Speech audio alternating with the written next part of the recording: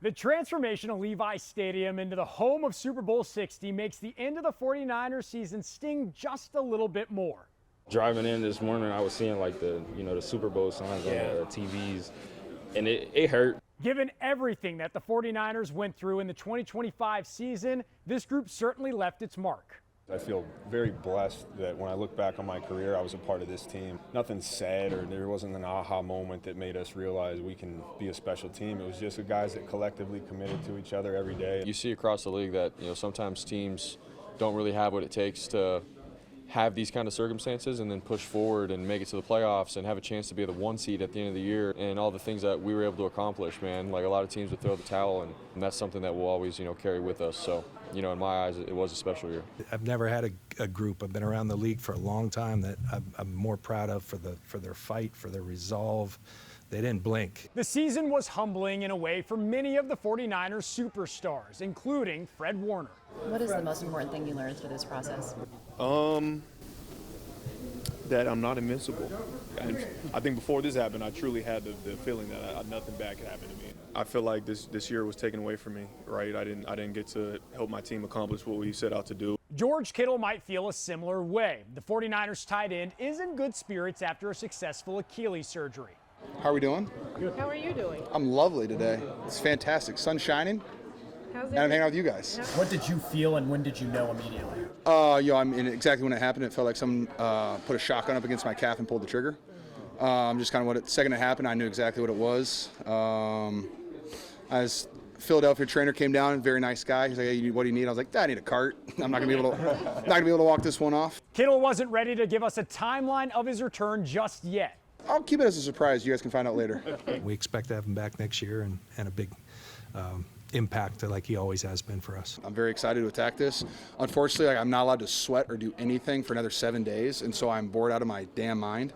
But hey, I got video games for that, and my wife to entertain me. He also didn't want to divulge just how much tequila he drank that night in Philadelphia either. Can I get Jed fined by talking about tequila? Yep, it happened. I had a great time. The 49ers will need to address the wide receiver position, knowing Brandon Aiyuk won't be back. I think it's safe to say that he's played his last snap with the Niners. It's an unfortunate situation that just went awry. As just about everyone wonders what happened between the team and BA, the Niners themselves are asking the same thing. I'd say it officially stopped for me when the last time I tried to get a hold of him and couldn't, and then tried a couple more times and still couldn't, and then that matched everyone else that was trying to get a hold of him and couldn't, and eventually there's not much of an explanation because it's really hard for us and anyone else to understand, and that's why it's something I've never seen in 22 years of coaching. Jennings may have played his final game as a member of the 49ers, but the Bay Area will always have a special place in his heart. It's nothing like Santa Clara.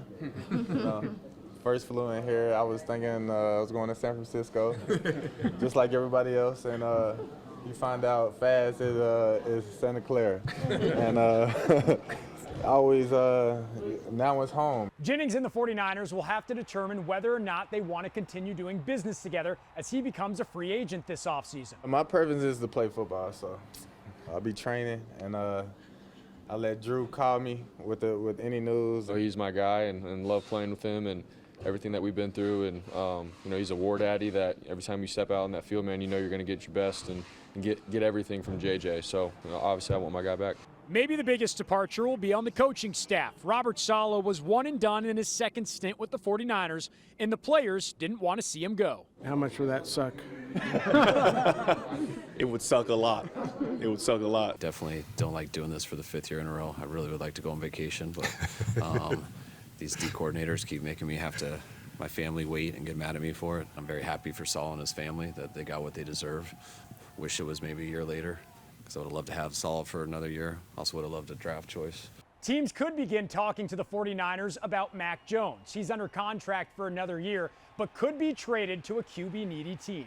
I do believe I'm a starter in this league, and I'm excited to continue to get better this offseason and see what happens. You always listen to people with trade offers, but we're also not into getting rid of good players, and so I'd be very surprised if Mac wasn't around us next year. If this is it for Mac Jones as a member of the 49ers, we'll always have his personality to remember him by. Is that your quotes or somebody else? Probably both. On a scale of 1 to 10, how much fun did you have doing the boombox walkout? Great question. Probably 10. I'm not going to say I was invited, but kind of invited to the front. So I was like, but then I starting games, and I'm like, all right, maybe I should creep to the back a little bit here and like lock in, but that's not my personality. When the 49ers return here to Levi Stadium in 2026, it'll be a much healthier team than the one that walked off the field in Seattle. Maybe the best thing for them is time to heal.